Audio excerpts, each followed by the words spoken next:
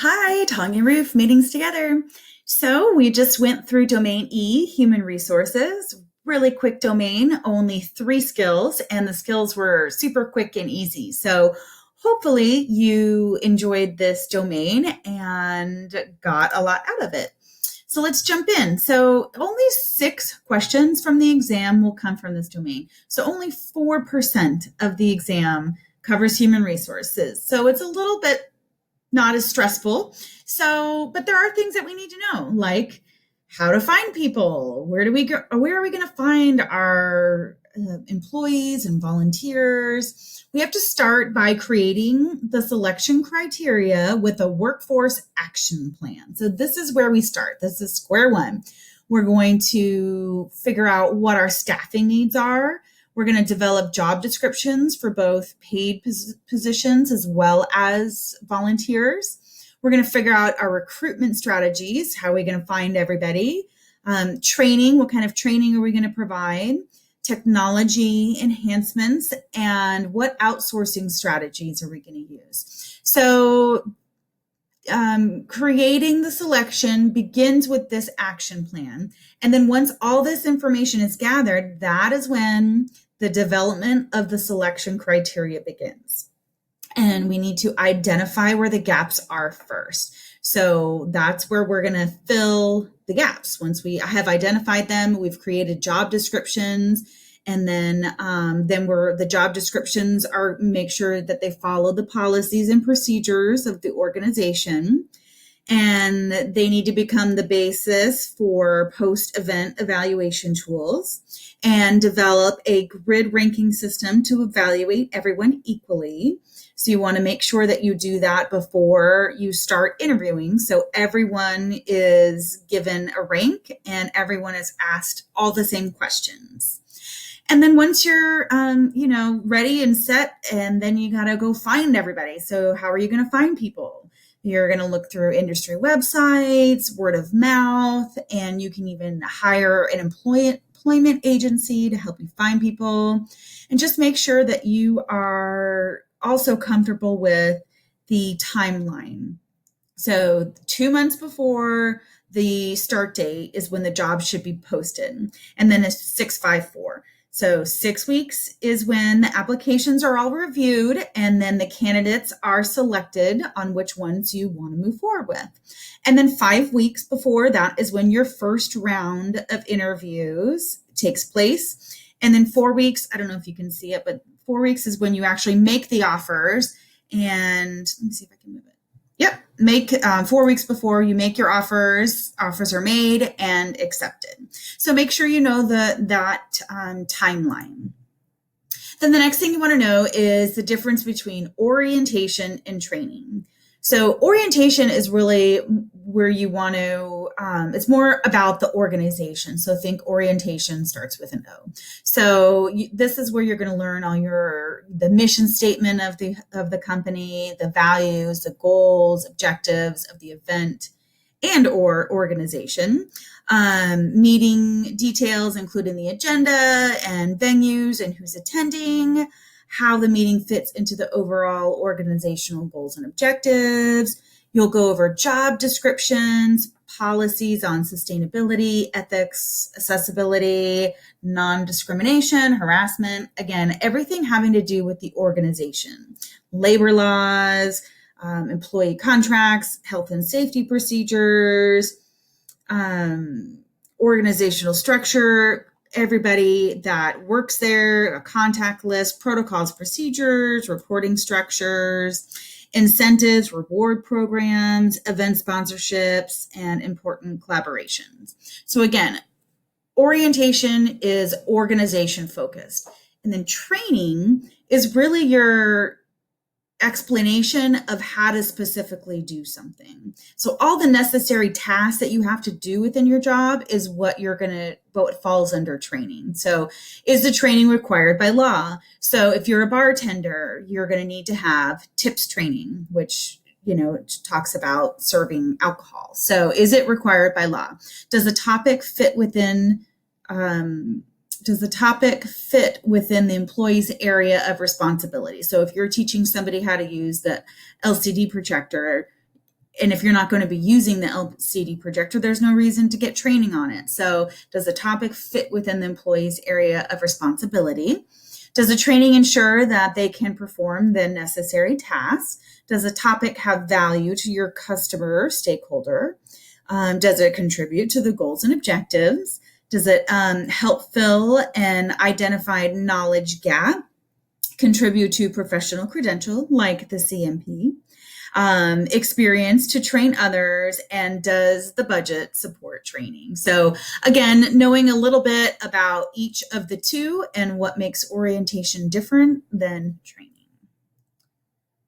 And then this is a little bit about the difference between coaching versus structural formal evaluations. So you want to know the supervisor's leader should provide two types of feedback.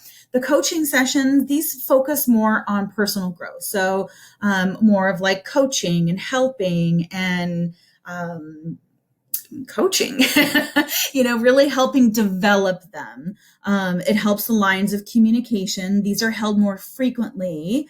This is the good time to mentor and discuss daily challenges.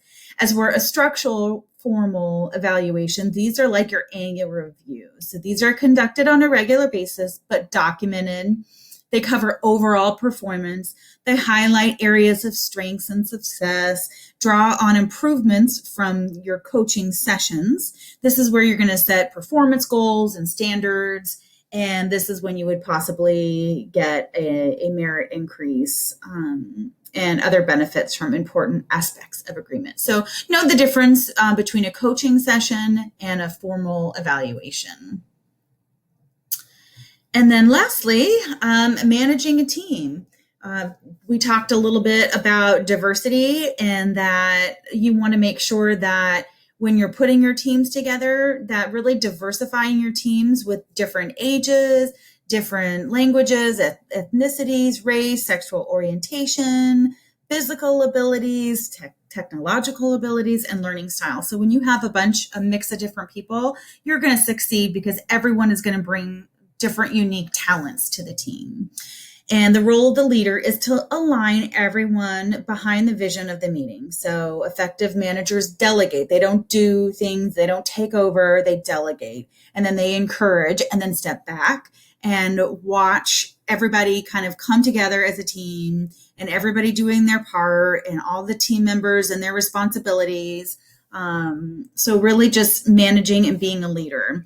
And it's important to note that the stages of growth may happen simultaneously for different individuals on the same team, making empathy, agility, and flexibility essential leadership skills in the event industry. So, just like with everybody going through the CMP exam, some people are going to read these chapters and know right away what they're saying. Some of us have to read through it a few times to understand what it's actually saying. So everybody also hears things differently. So you can go through an orientation talking about everything about the company, and some people are going to hear everything you say, and some people are only going to hear parts of it. So it's important that as a leader, you recognize that as well. So that's our human resources takeaways.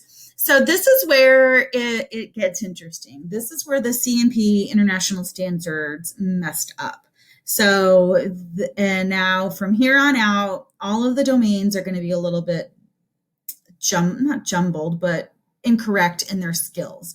So like domain E, skill 10, recruit staff and volunteers. So skill 10.1 was assess staffing needs by reviewing program activities to determine requirements and selection criteria.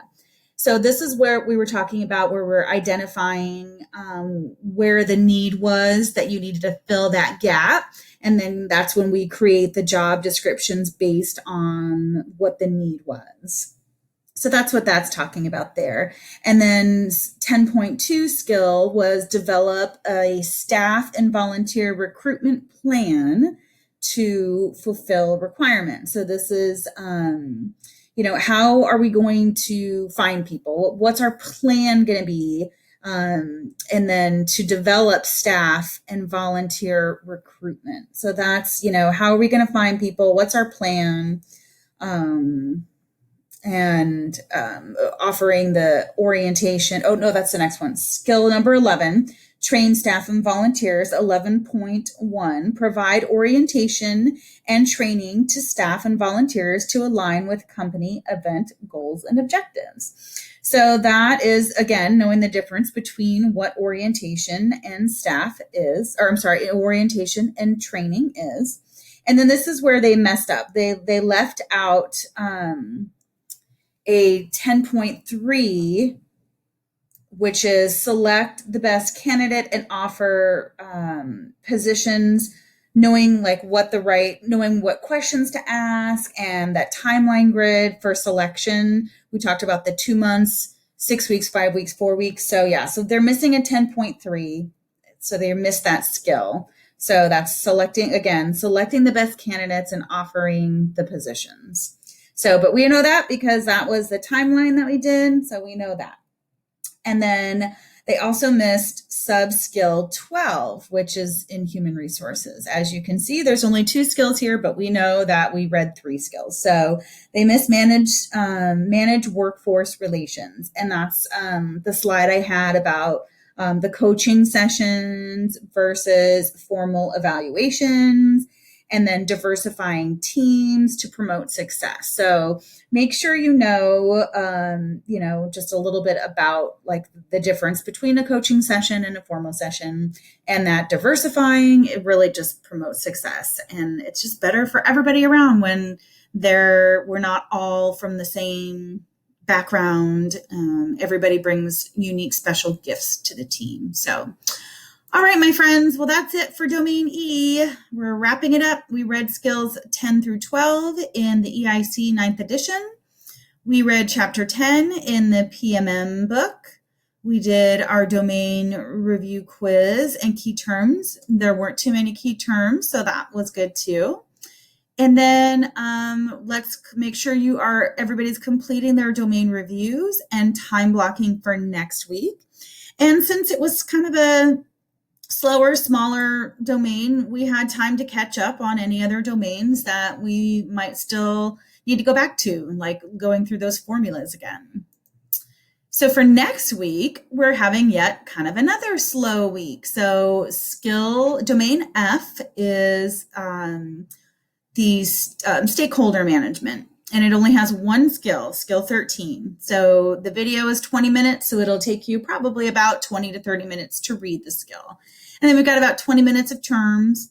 And then we are already finished then with the second trimester. So how awesome is that? So you'll have to do the domain quiz for stakeholder management, and then the second trimester quiz, and then just reading the chapter 15 in the PMM book. And that's it.